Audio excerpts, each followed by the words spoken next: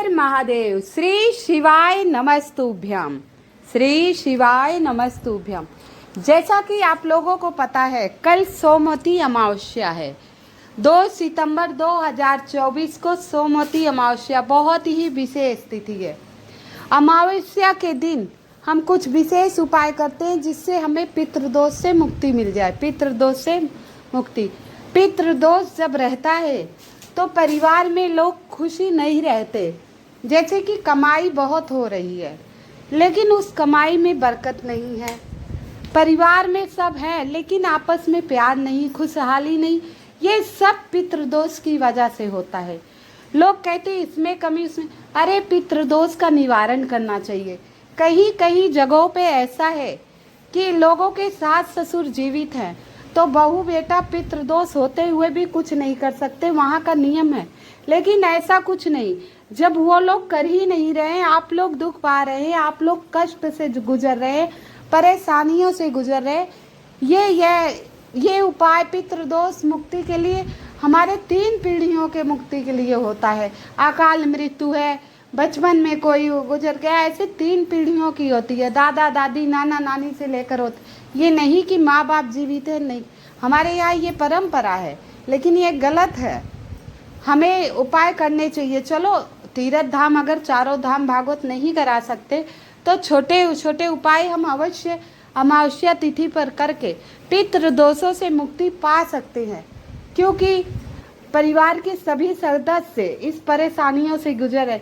कभी कोई बीमारी, बड़ी सी बड़ी बीमारी आ जा रही, कभी कोई संकट आ जा रहा है, कभी आपस में लड़ाई झगड़ा, प्यार एकता है ही नहीं। लेकिन लोग समझते ही नहीं इस बात को, सब अपनी मस्ती मस्त। ऐसा पैसा किस काम का जो परिवार में लोग खुश ही नहीं हैं।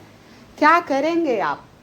तो आइए हम कुछ उपाय के बारे में बात करते हैं जो आप बहुत आराम से कर सकते हैं। कुछ उपाय घर पे कर सकते हैं, कुछ मंदिर में कर सकते हैं, लेकिन पूर्णतः श्रद्धा विश्वास से उपाय करेंगे तो आपको अवश्य लाभ होगा। हम आजकल सब शिवपुराण की कथा सुनकर लोग मंदिरों में ज़्यादा से ज़्यादा जा रहे हैं। अधिकतर लोग मंदिरों में जाना शुरू कर दिए, शिव पूजा शुरू कर दी। इसके लिए मैं पंडित प्रदीप मिश्रा जी का धन्यवाद करती हूँ। उनकी कथा सुनकर लोगों में उत्साह बढ़ रहा है। हमारा सनातनी धर्म आगे बढ़ रहा है। लोग मंदिरों में जाना शुरू कर दिए। अब शिवलिंग के पास आप देखेंगे अधिक से अधिक भीड़ रहने लगी है। तो हम शिवलिंग पर जाते हैं, जल छोड़ने तो जाते हैं। तो आपको क्या करना है? जब जल सामग्री पूजन विधि सब कर रहे हैं तो नियम से प्रतिदिन, खास तौर पे अमावस्या तिथि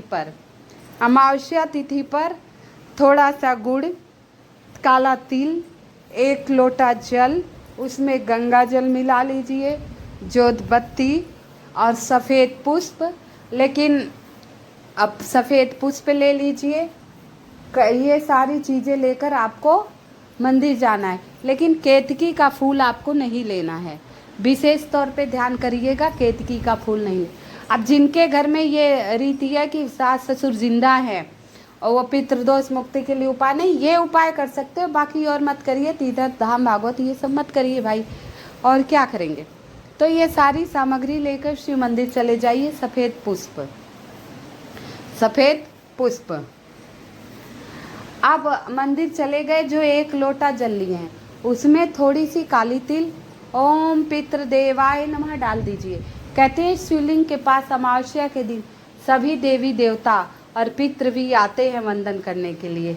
तो पितृ देवता के नाम से जो भी उपाय करेंगे शिवलिंग पर, आप पितृदोष से मुक्त हो जाएंगे। तो छोटे छोटे उपाय आप अवश्य कर सकते हैं। तो आप 1 चुटकी काला तिल डाल दिए। आप जल डालिए। ओम श्री शिवाय नमस्तुभ्यम। पितृेश्वर महादेव की जय। पितृेश्वर महादेव की जय। पितृेश्वर महादेव की जय। पितृेश्वर महादेव की जय। हो सके तो पीपल के वृक्ष के नीचे से। चलो ये उपाय अगले में बता। तो ये सारा जल आप समर्पित कर दीजिएगा। आप सफ़ेद पुष्प ले गए, आप पितृेश्वर महादेव के नाम से शिवलिंग पर सफ़ेद पुष्प समर्पित कीजिए। 2, 4, 5 जो भी ले। पितृेश्वर महादेव की जय। पितृेश्वर महादेव की जय। जल चढ़ाने के बाद थोड़ा सा गुड़ और थोड़ा सा तिल पितृेश्वर महादेव के नाम से शिवलिंग पर अवश्य समर्पित कर दीजिएगा और भगवान से प्रार्थना कीजिएगा, हे शिव शंभू, हे भोलेनाथ, हे नाथों के नाथ पशुपतिनाथ, हे महादेव, मेरे पितरों को सदा प्रसन्न रखना, मुझ पर मेरे पितरों की कृपा बनी रहे, हरदम मेरे पितर खुश रहें, उनको मोक्ष मिले, उनको तृप्ति मिले। ऐसे महादेव से बार बार अर्चना कीजिए और पितरेश्वर महादेव की जय बोलते जाइए।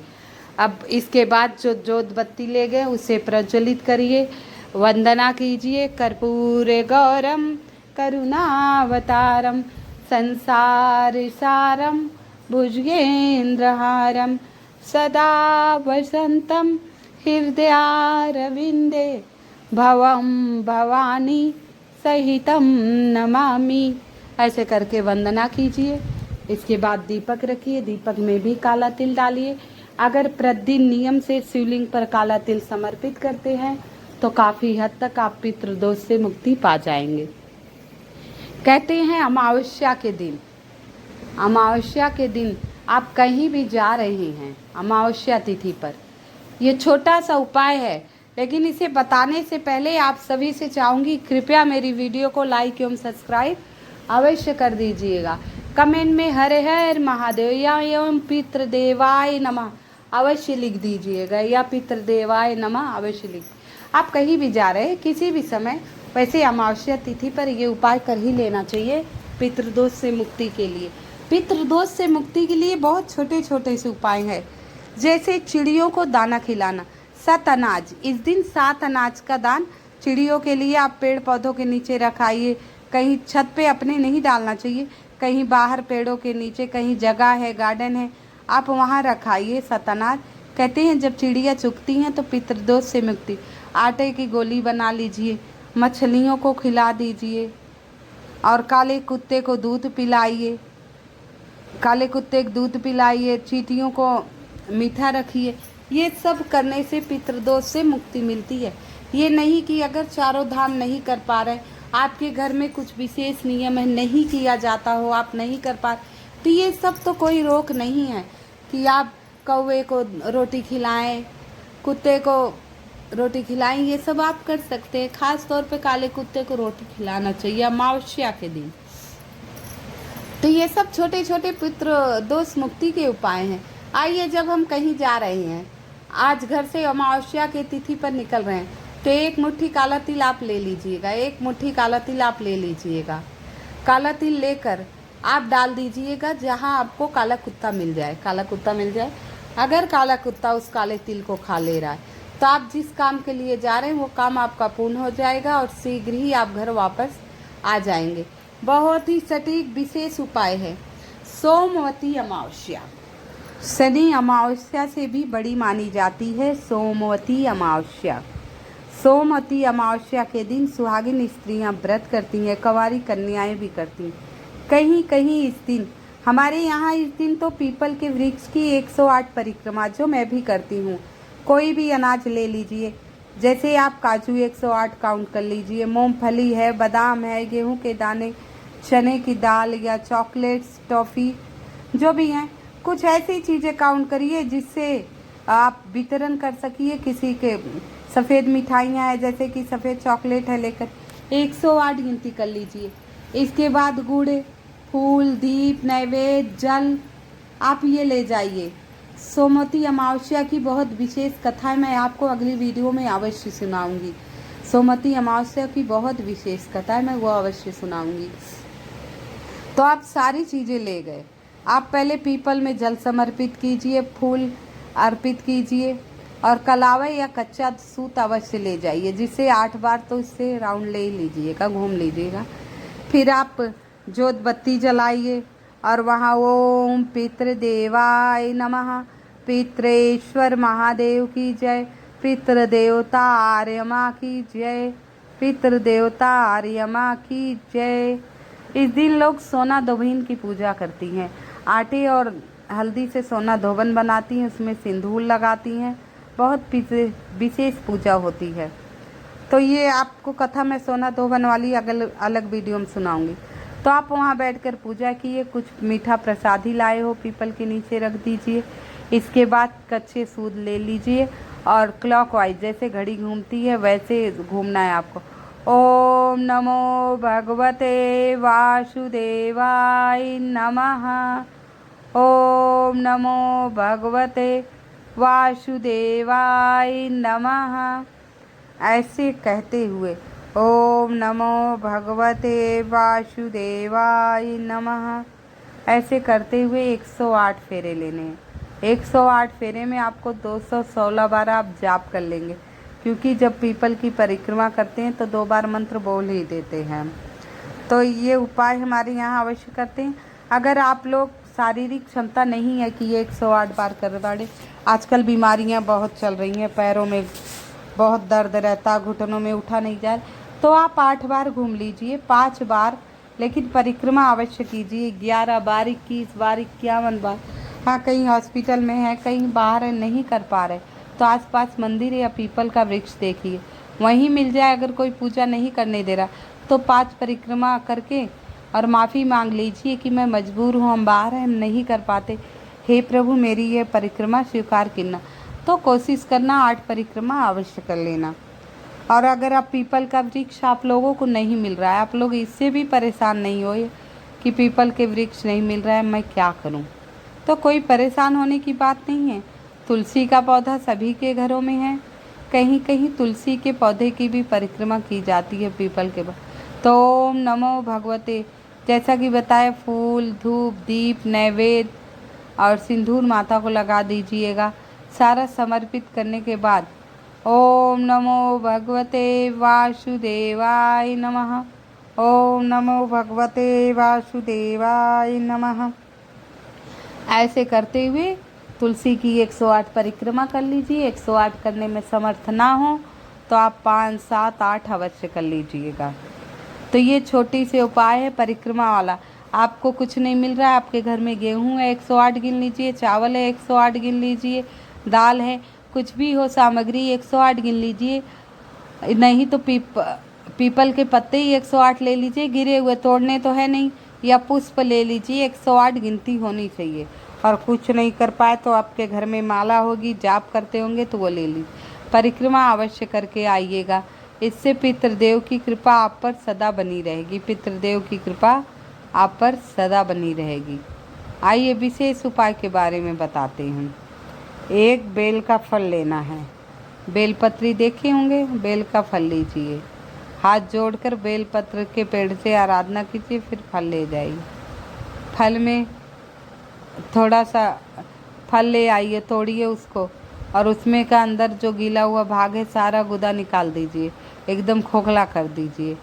अब उसमें क्या करना है, घर पे पंजीरी बनवा लीजिए अपनी माँ से, पंजीरी भून दे, अच्छे से घी में लाल भुनवा लीजिए, और इसके बाद आप वही में पंजीरी भुनवा लीजिए, उसमें गुड़ या चीनी मिला लीजिए या भूरा।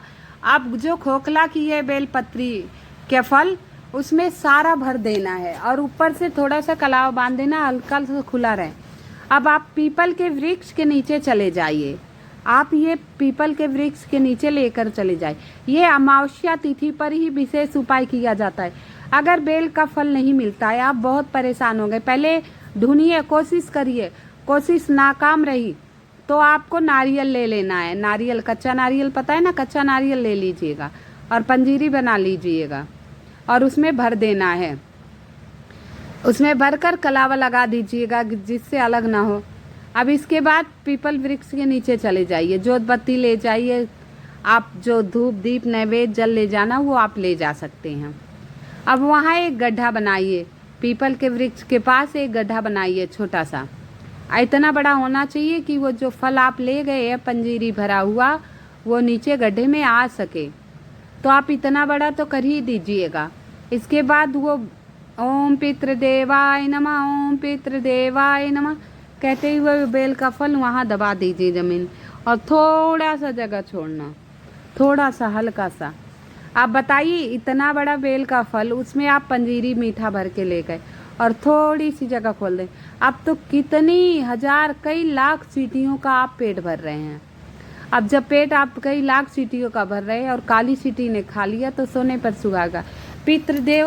पितृदोष से मुक्ति के लिए सबसे बड़ा उपाय है, सबसे सटीक एवं विशेष उपाय है। कोशिश तो आप कर ही सकते हैं, आप दबा दीजिए, बस मात्र ये छोटा सा उपाय, लेकिन इसको आप 10 बजे से पहले करना है। 10 बजे से पहले इस उपाय को आपको कर लेना है। 10 बजे से पहले इस उपाय को आपको कर लेना है।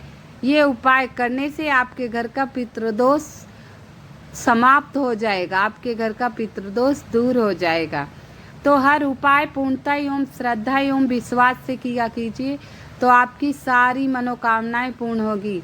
भगवान भोलेनाथ सारी मनोकामनाएं पूर्ण करेंगे।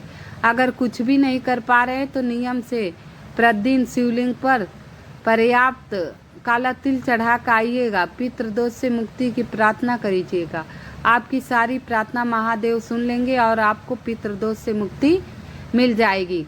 तो आप सभी को सोमवती अमावस्या की बहुत बहुत शुभकामनाएं। कृपया मेरी वीडियो को लाइक एवं सब्सक्राइब अवश्य कर दें।